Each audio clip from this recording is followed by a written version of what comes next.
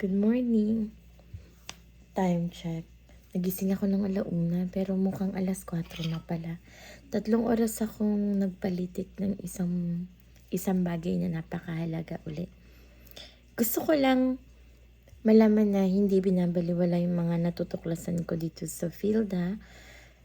Baka kasi nung time na nakarinig ka ng maraming buyayaw dun sa call center sa loob, yung grabe, napaka-impatient pala nila. Yung mga banyaga.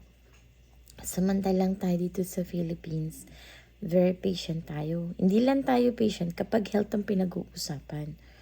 Kaya di ko talaga pagsisisihan yung kung nag-log out ako at ayokong mag-explain dahil alam ko kung anong solusyon doon. At hindi ko pa masabi dahil nga sa samo-samo at baka anong masabi ko sa taong yun. Kaya umuwi ako, dun pa ako nag-text sa supervisor ko. Doon ako tumain sa bahay dahil hindi nga lumalabas doon. At masama na yung pakiramdam ko. Yung pala, nagka-acute gastrointestinal na ako sa pagkakapugong-pugong. Buti na lang nailabas. Kaya ito, mula nung parang iba na yung pakiramdam ko, ngayon pinkish glow na ako at white, diba? Sana magpatuloy yun. Tapos ngayon winawatch ko na yung pag nasa bahay ako, dapat makapag-move ako ng bawat movement ko on time. Before ako pumasok, kailangan makapag-move din ako. Pag uwi, laging nag-a-adjust tayo dun sa body. Kaya siguro nagkaroon tayo ng urinary tract infection. Dapat pala, yung katawan natin, tinatrack din natin yun. Pwede talaga ako mag-doktor. Thank you, Dr. Dulan, sa pagpapasya. Tsaka, shoutout pala dun sa, sa government natin dito sa Negros. At I know it is also the same privilege with the other parts and pieces of the Philippines, no? That our insurance system is not just based only with the private, but also automatically we pay only 40 pesos for our fecalysis, and also we pay only for MedSert for 50 pesos. And for the rest who wants to support with a fast phase, dasig man pala sa government, okay? So, thank you for supporting also private organization for their own money value. However, I just want to reiterate about our government that they're doing so well already. And let's be patriotic with that, okay? For that movement. Because right now, the reason why I can't sleep for like 3 hours is not about moving in a bowel. This time is I have thought, ginising na naman ako, syempre, ni Lord, na as a vlogger, lagi akong nakasentro dito, no?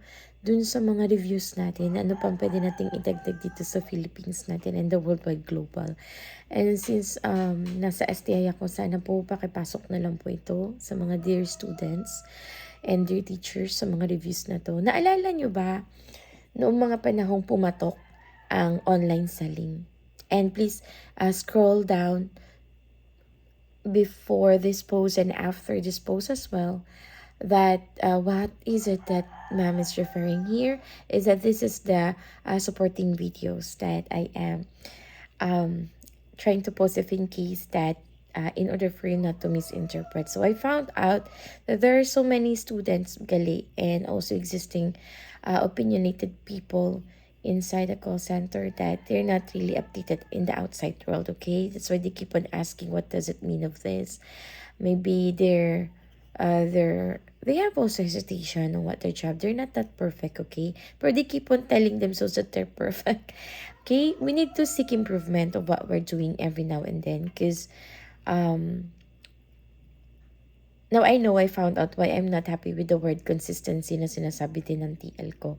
It doesn't mean I'm just at home. I don't know, and I'm not informed by God by such equal graces of intelligence and opinions, no? Are different from intelligence and smart decisions. Kaya nga ako nag-aral para mas matugunan ko. Tignan mo, medyo nagpumuputi na yung balat ko kapag talagang gastro. Pasensya sa talong-talong, pakihabol na lang. Kasi ang dami ko talagang gusto, kaya siguro importante. Medyo nagwa-white na, dati talagang umiitim kapag nagkaka-gastrointestinal ka na, ha.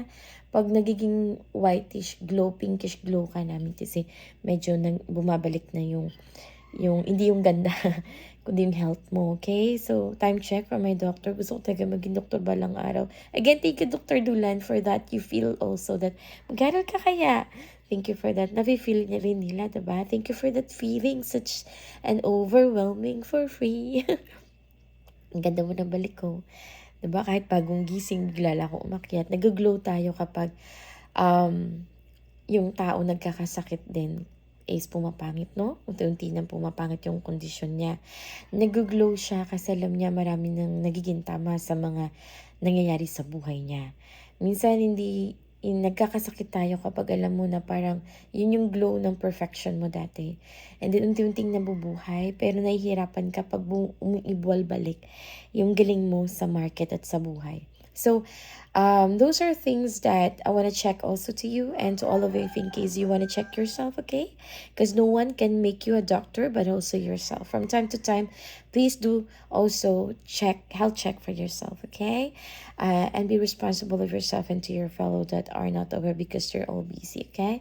Okay, so always some of the reason why the video that I created earlier is to give time check. Do not just be focused on the job and the metrics and everything. Mahalaga pa rin yung lakas tao at paggawa. Okay? And tamang paggawa. Hindi yung kailangan ganito talaga. Kung meron naman palang dapat nang baguhin sa napakatagal na nito sa sistema. So going back, naalala nyo yung lagi akong nakakasaksi dito na ito yung mga bagay na to, mga dry run to. At ito gagamitin to balang araw. Yung mga Grab, yung mga market, bago pa nangyari yung pandemic. Kami yung kasama dun sa mga pioneer again doon. Talagang pumatok yun, yung mga online selling, yung, yung sobrang parang hiyang-hiya pa ako nung pumasok ko, ini-interview ako doon sa isang call center na to, no? Na parang hindi ako proud. Yung pala, lagi may surprises along the way na ibibigay uli sa akin dito. Naging patok yun kasi talagang pinabilis yung mga oras natin. Hindi natin naramdamang pagod na pagod tayo, no? Gustong-gusto natin yung ginagawa natin dati. Parang marami nga halos yung nalugi sa mga pamasahin yun. Pero kasama ka sa mga din, congratulations. Kasi isa yun sa, hayaan mo nang gamitin tayo minsan ng libre talo ng Diyos, no? Isa yun sa mga pinapagawa ng Diyos sa atin without us knowing na kailangan niya yun sa balang araw sa proyekto niya. Na itong mga bagay na to na mga nandun sa sirkulasyon ay ginamit din nung pandemya. 'Di ba? At sinalang na sa pandemya at nagamit natin, 'di ba? Napakadali lang ng transaksyon at hindi tayo naguluhan ng mga panahon yun. Nagkaroon na rin, lalabot sa mga backup system na advance na binibigay talaga pala doon at nagkaroon agad ng mga proyekto tungkol doon sa minibus na nakatulong ngayon sa mga easy transportation. Then magkakaroon nga naman talaga ng kahirapan sa transportasyon sa kalagayan ng bawat isa. At mas malaki ang tulong ng mga beep bus dito at kung saan pang lupalop ng bansa. Okay? At ganoon din sa iba't ibang mga probinsya at sa iba't ibang mga lugar sa Pilipinas. Mahirap magbiyahe dahil dun sa travel pass. So, 'di ba? Isa 'yun sa bagay na dapat pagtuunan natin ng pansin at ginagawan ng kakilusan ng tama. Time check pala dun sa ano din ito palang mga ginagawa natin na fast pace ay parang merong ginagawa si Mami dun sa mga ITGs na pwede palang ganito at ganyan. Kaya sila na-frustrate yung customers. At minsan, kung may mga flaws doon, hindi yun dahil nagamali-mali siya. Okay? Sinusubukan niya yung mga bagay na hindi ko pa alam. Pero may nakita ako, acknowledge ko na kung nagkakamali-mali tayo dahil error yun na mga changes. Okay? So, wag niyong i-blame yung isa't isa muna ngayon. Wala rin sasabihin na comparison. Hindi ka kasi effective ka kasi. Pero, okay din naman sabihin na hindi nga naman talaga effective. Pero wag mong ipo-point out yung tao. 'Di ba? Kundi hindi talaga effective pa rin ngayon yung mga bagay na yon. Okay? Hindi naman sinabing hindi effective yung teacher na yon. Okay? So, please, nagkakaroon ng error, no? Yung tinatanong natin. Ang ganda mo dyan, yung mga bagay na parang may mga misinterpretation na ako yun, 'di ba? Huwag muna nating ihilera yun na ikaw yun kasi nagkakaroon ng error or change for something for the betterment na tayo. So yung hirap na yun na umiiyak ako is that parang nakakaramdam din ako ng hindi ba tama yung mga ginagawa ko? parang tama naman, 'di ba? Kasi ito yung pinapagawa sa akin ng Diyos. Tama ba yung, mali na ba yung ginagawa ng Diyos para sa atin? Yung sinusubo niya sa atin. Yung pala hindi natin napo-point out, no? So, point out natin ngayong araw na to. Madaling araw pa lang, 2 oras kong pinag-aralan ito halos. Pero, hindi natin alam. Walang sketch paper. Hands off tayo doon. Pero dito, lalabas kaya ako binivideohan dahil ito yung result after. So, nagkakaroon na ng automatic analysis yung mga buhay natin na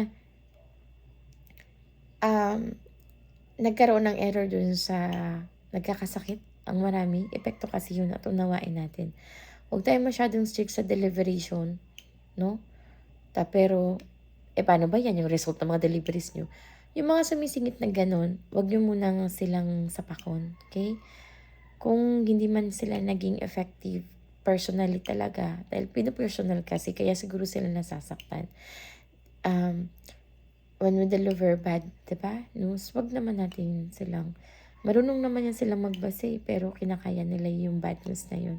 Laging bad news to the extent na nawawalan sila ng gana magtrabaho. Bumabagsak yung health nila. Okay? Kaya marami sigurong nagkakasakit pa. Datanda ng dagdag pa dun sa pagod nila. Tapos ikaw tuwang-tuwa ka na, nakafocus ka sa parang ganun. Alam ko kaya magbasa yun, pero di kita biniblame, okay? Given nga naman yung ganda ng naabot nyo na safe zone na kayo. Kami diba? Pero, yun nga, kaya lagi akong nagsasabi, pero lagi pa rin biniblame na baka madama yung iba. Huwag kayong maglalabas ng mga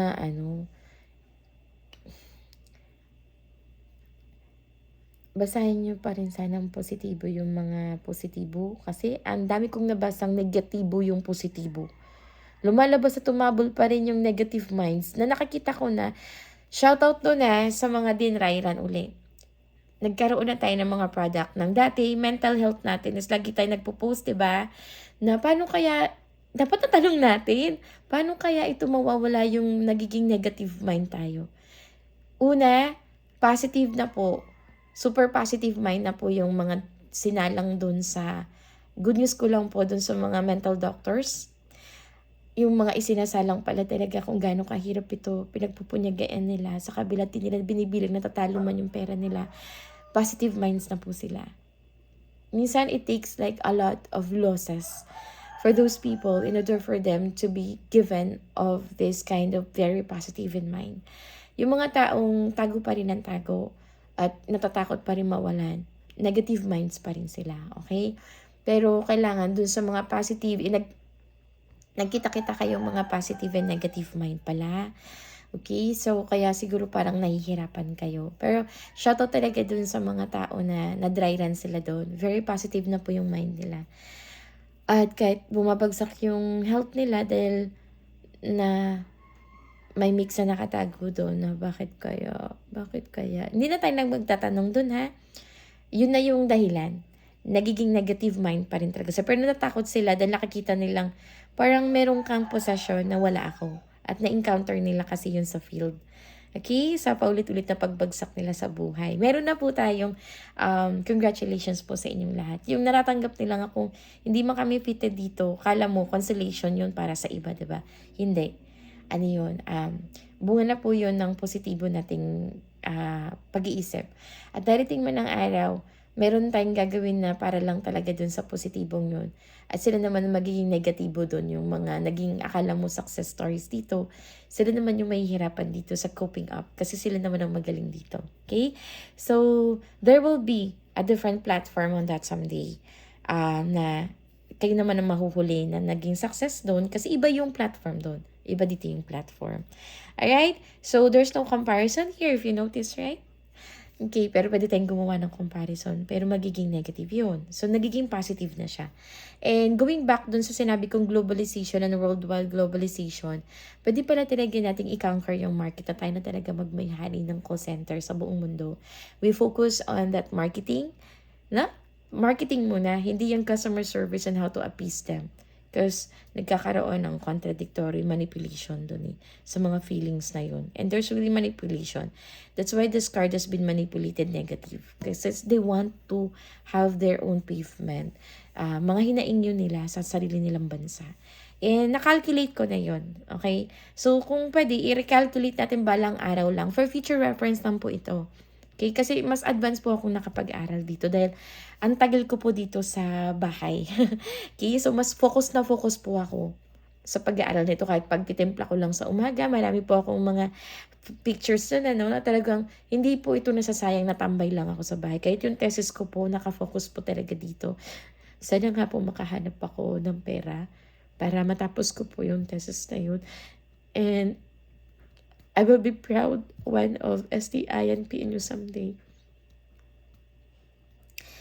Huwag mong ilulose hope yung dreams mo. Diyos ko, halos maglumpasay siya sa iyak na dun sa natuklasan niya. Aminin kasi natin na meron talagang lamang kami.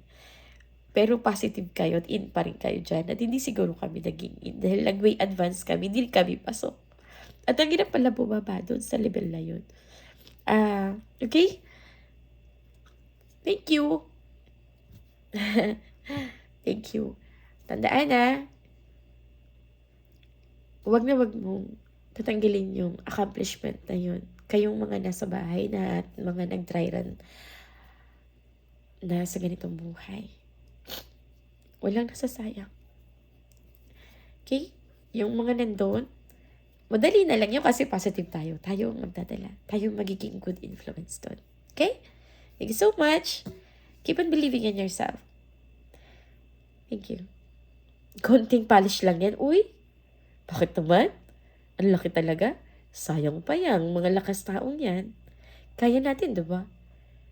Pag tinapon ka na, hindi na kaya i-polish. Diba? That's a big question.